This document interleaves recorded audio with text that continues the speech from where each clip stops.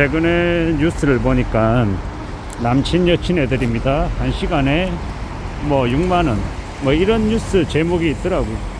일본을 닮아간다, 뭐 렌탈 애인, 뭐 이런 얘기가 있던데 이걸 어떻게 봐야 할까요?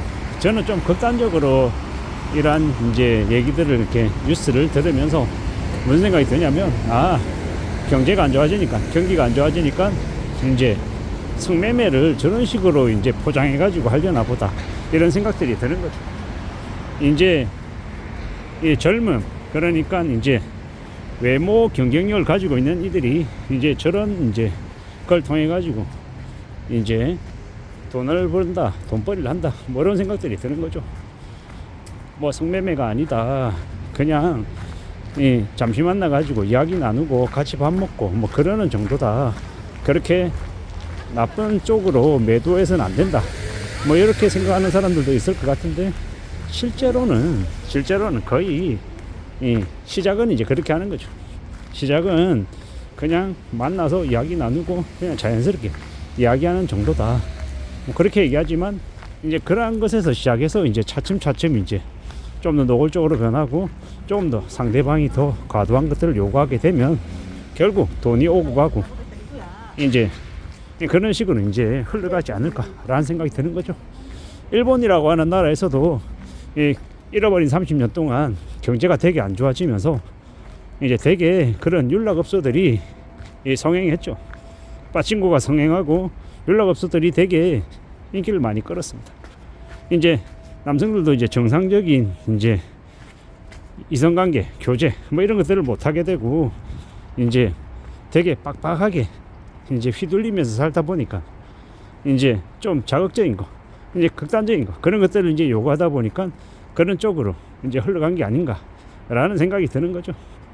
제가 이제 일본의 사채꾼 우시시마라고 하는 드라마를 봅니다. 거기 보면 욕심 부리고 사치 부리다가 그 풍속업소 같은 데 가서 일하면서 이제 번 돈으로 이제 사채 이자를 내는 그런 여성 이야기도 되게 많이 나오고, 그런 풍속업소, 그러니까 윤락업소죠. 유흥업소 이런 데 가서 돈을 많이 쓰다가 이제 빚져가지고 또 대출을 받는 이제 남성들의 이야기도 나오고, 그런 것들이 되게 많이 나옵니다. 그런 것들을 볼 때 평범한 삶, 그러니까 보통 사람들의 삶이 되게 무너진 탓에 이제 그렇게 변질되어 가는구나 라는 생각을 해봤습니다. 앞으로 우리가 살아가는 우리네 이제 세상도 그렇게 되게 많이 변하지 않을까 라는 생각이 드는 거죠. 이 AV 비디오가 이제 합법화되고 성매매도 합법화되고 이제 그런 쪽에 종사하는 사람들조차도 이제 세금을 내야 되는, 이때까지는 이제 되게 엄성화되어 있고 지하세계라고 이렇게 매도되어 오던 것들이 더 이상 이제 그렇게 그들만의 세상이 아니라 양성화되어서 세금을 내는 그런 형태로 변할 것 같다라는 생각도 듭니다. 결국 이 모든 게 돈 때문에 벌어지는 일인 것 같습니다.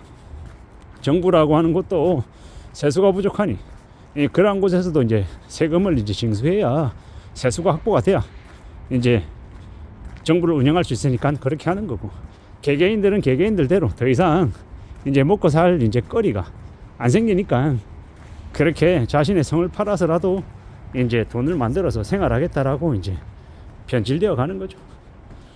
이제 그런 세상이 이제 펼쳐지는 것 같습니다. 일본 드라마나 영화 같은 거 보면 부모가 되게 이제 사업이 망해서 야반도주하고 남은 이제 아이들이 먹고 사는 생활을 해야 되니까 어쩔 수 없이 윤락업소에 가서 호스테스가 되어서 거기서 웃음을 팔고 몸을 팔아서 생계를 이제 꾸려나가는 그런 사람들이 되게 많이 등장합니다. 일본 드라마나 영화를 보면서 이제 일본의 현실을 이제 엿보는 거죠. 근데 그런 것들을 엿보다 보면 그게 그저 일본의 모습만으로 그치는 게 아니라 우리 한국의 모습인 경우도 되게 많이 이제 보는 것 같습니다. 참 많은 생각들이 들죠. 우리가 살아간 이 시대, 이 세상이 우리에게 얼마나 많은 것들을 요구하는지, 얼마나 많은 이 어려움을 가져다 주는지에 대해서도 잘 생각하게 됩니다. 살아가는 게 참 수월하지 않구나, 쉽지 않구나 라는 생각을 더 많이 하게 되고, 뭔가를 좀 함부로 쉽게 생각하고 좀 요행을 바라면 더더욱도 안 되겠구나 라는 생각을 더 많이 하게 됩니다. 제가 이제 저희 집 애들에게 이제 최소한의 이 삶을 살아갈 수 있게끔 이 지원을 해주려면 성인이 될 때까지 제가 어떤 식으로든 이 학업을 마칠 수 있게끔 이제 챙겨줘야 되잖아요. 근데 이제 그러한 것들이 이제 해결되지 않으면 이제 가정에 이제 되게 어려운 일들이 생기는 거죠. 그런 일들이 비일비재하게 벌어지는 게 우리네 세상에서 일어나는 일인 것 같습니다. 앞으로 우리가 살아가며 이제 생각해야 될 것들이 더 많은 것 같고 더 이제 힘들 것 같다라는 생각이 더 많이 듭니다. 렌탈 애인이라고 하는 게 나온다라는 건 결국은 더더욱 먹고 사는 게 힘들어서 궁여지책으로 저렇게 포장해서 이 성매매 일환을 이제 내보이는 게 아닌가라는 생각을 하게 됩니다. 앞으로 우리가 살아간 세상이 더 빡빡해지고 더 험악해지고 더 이제 날것으로 더 이제 밑바닥으로 추락한 이들이 많아지려나 봅니다. 앞으로 우리가 더욱더 정신 바짝 차리고 살고 돈 벌면 악착같이 아끼고 안 쓰는 그런 모습들, 그런 태도들을 갖춰놔야 그래야 내 자신도 지키고 우리 가족들도 지킬 수 있는 것 같습니다. 참으로 사는 게 힘들구나. 점점 시간이 지나면 지날수록 더 빡세구나 라는 생각을 하게 됩니다. 험한 시대를 살아가고 있어서 이 힘들고 이 어려운 현실을 어떻게든 잘 좀 극복해야 되겠다. 견뎌야겠다. 헤쳐나가야겠다. 라는 생각을 더 많이 하게 됩니다.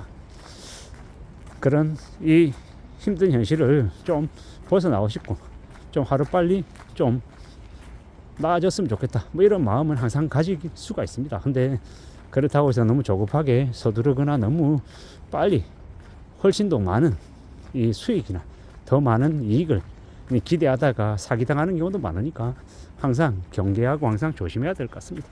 세상 살아가는 게 참 쉽지가 않습니다. 남의 돈 버는 건 더더욱 더 어렵고요.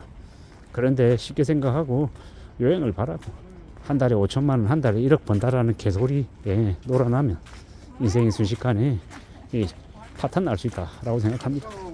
보통 사람들에게는 1년에 벌 돈을 어떤 이가 한 달에 번다 이런 말은 애시당초 이 조작이고 사기이고 이 남들을 이용해 먹으려고 하는 그 사기꾼들의 언어다, 사기꾼들의 스토리다, 사기꾼들의 컨텐츠다라고 이해하면 거의 맞습니다.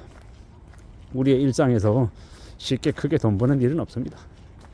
사기치거나 도박하거나 불법적인 일을 하지 않고서는 한 달에 5천만 원, 한 달에 1억 버는 일은 없다 라고 생각하고 살아가는 게 맞겠습니다. 이 100만 명 중에 한두 명 될까 말까 하는 일을 가지고 누구나 다 할 수 있다라고 얘기하면 그놈이 사기꾼인 겁니다. 우리는 더욱 조심하며 살아가야 될 것 같습니다. 이상입니다.